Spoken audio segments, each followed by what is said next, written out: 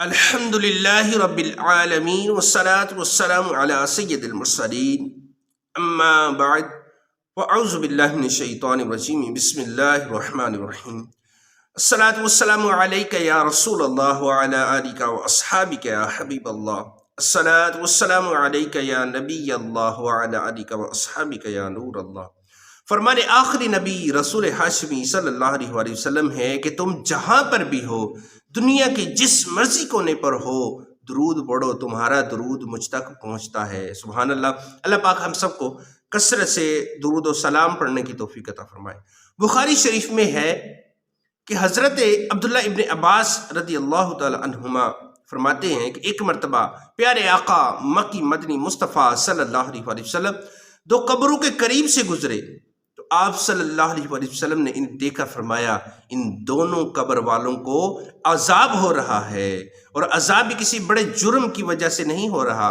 یعنی یہ جس گناہ میں مبتلا تھے وہ ایسے نہیں تھے کہ جن سے بچنا بہت دشوار ہو. ان میں سے ایک پیشاب کے چھینٹوں سے نہیں بچتا تھا اور دوسرا چغلی کھاتا تھا. پھر پیارے آقا محبوب خدا صلی اللہ علیہ وآلہ وسلم نے ایک تر ٹہنی لی، اسے دو ٹکڑے کیا، ایک حصہ ایک قبر پر اور دوسرا حصہ دوسری قبر پر گاڑ دیا. صحابہ کرام رضی اللہ عنہم نے اس کی حکمت پوچھی تو آپ نے فرمایا امید ہے کہ جب تک یہ ٹہنیاں نہیں سوکھیں گی ان مردوں کے عذاب میں کمی رہے گی. شدائد نزعہ کے کیسے سہوں گا یا رسول اللہ، اندھیری قبر میں کیسے رہوں گا یا رسول اللہ، برائے نام درد سر سہا جاتا نہیں مجھ سے، یہاں چیونٹیاں بھی تڑپا دیں مجھے تو قبر کے اندر میں کیوں کر ڈنگ بچھوں کے سہوں گا یا رسول اللہ. اللہ اللہ. اس حدیث پاک سے ہمیں بہت سارے سبق سیکھنے کو ملتے ہیں. سب سے پہلے تو اس حدیث پاک کی روشنی میں نگاہ مصطفیٰ صلی اللہ علیہ وسلم کا کمال دیکھیے. یہاں یہ نہ سمجھیے کہ قبر پر چند من مٹی ہے. سرکار علی وقار مکی مدنی تاجدار صلی اللہ علیہ وسلم نے اس مٹی کے نیچے دیکھ لیا. نہیں، ایسا نہیں ہے. وہ جہان تبدیل ہے. قبر میں جاگنا تو ویسے شرعاً درست نہیں. ہاں البتہ بارش وغیرہ کے سبب کبھی قبر کھل جائے تو ہمیں وہاں کچھ بھی نظر نہیں آتا یا نہ ہی نظر آئے گا. کیوں؟ اس لیے کہ ہم جو دیکھ رہے ہیں وہ دنیا ہے.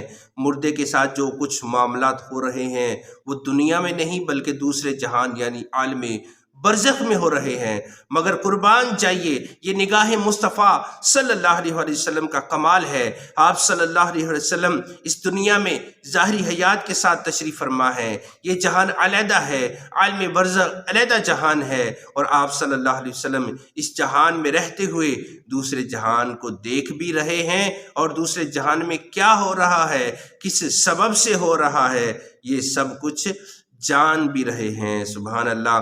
یہاں پر یہ ایک بات بڑی ایمان افروز ہے کہ جب پیارے آقا مکی مدنی مصطفیٰ صلی اللہ علیہ وسلم اس ظاہری دنیا میں تشریف فرما تھے تو عالم برزخ کو دیکھ لیا کرتے تھے. تو غور فرمائیے اب ہم ظاہری دنیا میں ہیں اور ہمارے آقا صلی اللہ علیہ وآلہ وسلم عالم برزخ میں تشریف فرما ہے. اگر آپ اس دنیا میں رہ کر عالم برزخ کو دیکھ سکتے ہیں تو عالم برزخ میں رہ کر ہم غلاموں کو کیوں نہیں دے سکیں گے. یقیناً ہمارے آقا و مولا مکی مدنی مصطفیٰ صلی اللہ علیہ وسلم کی شانیں ہر لمحہ بڑھ رہی ہیں. آپ جیسے دنیا میں رہ کر برزخ کو دیکھتے تھے ایسے ہی عالم برزخ میں رہ کر ہم غلاموں کو بھی دیکھ رہے ہیں. سبحان اللہ. اور دوسری بات یہ سیکھنے کو ملی کہ چغلی اور پیشاب کے چھینٹوں سے نہ بچنا بہت ہی خطرناک گناہ ہے. انہی گناہوں کے سبب ان مردوں کو عذاب ہو رہا تھا، اور پیارے آقا مکی مدنی مصطفیٰ صلی اللہ علیہ وسلم نے ان کے بارے میں فرمایا ما یعذبان فی کبیر، یعنی یہ انہیں عذاب کسی ایسے گناہ کے سبب نہیں ہو رہا جن سے بچنا بہت دشوار ہے. پتہ چلا چغلی اور پیشاب کے چھینٹوں سے نہ بچنا ایسے گناہ نہیں کہ جن سے بچنا بہت مشکل ہو. مگر افسوس آج کل حالات بڑے الٹ ہیں. آج کے دور میں نیکی کرنا دشوار اور گناہ بہت آسان ہو گئے. ایسے گناہ جن سے بچنا مشکل نہیں ہے، ہمارا معاشرہ ان گناہوں کی لپیٹ میں آ چکا ہے. چغلی کو ہی لے لیجئے کہ فساد کروانے کے لیے ایک شخص کی بات دوسرے تک پہنچانا چغلی ہے. چغلی ناجائز حرام اور جہنم میں لے جانے والا کام ہے. مگر افسوس ہماری حالت ایسی ہے کہ بس دو شخص کہیں بیٹھ جائیں نا تو غیبت چغلی، جو گھروں میں غیبتیں چغلیاں، بازار میں دکاندار آپس میں ایک دوسرے کی چغلیاں کھاتے ہیں، آفیسز میں غیبتیں چغلیاں، دوستوں کی بیٹھک میں غیبت چغلی، غرض کے ان گناہوں کی اتنی کثرت ہے کہ بس اللہ کی پناہ، آج کل اس سے بچنا بہت ہی دشوار ہے۔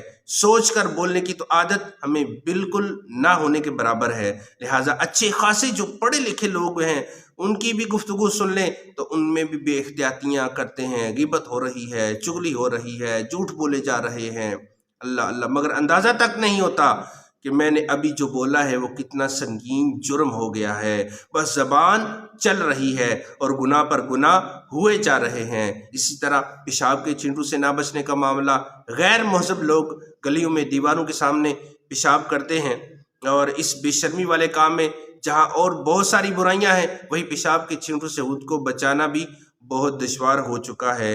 اللہ پاک ہم سب کو اس عمل سے، یعنی ان چینٹوں سے اور چغلی سے بچنے کی توفیق عطا فرمائے۔ حضرت قتادہ رضی اللہ عنہ فرماتے ہیں، ہمیں بتایا گیا کہ عذاب قبر کو 3 حصوں میں تقسیم کیا گیا، 1/3 حصہ عذاب غیبت، 1/3 عذاب چغلی اور 1/3 عذاب پیشاب کی چینٹوں سے خود کو نہ بچانے کی وجہ سے ہوتا ہے۔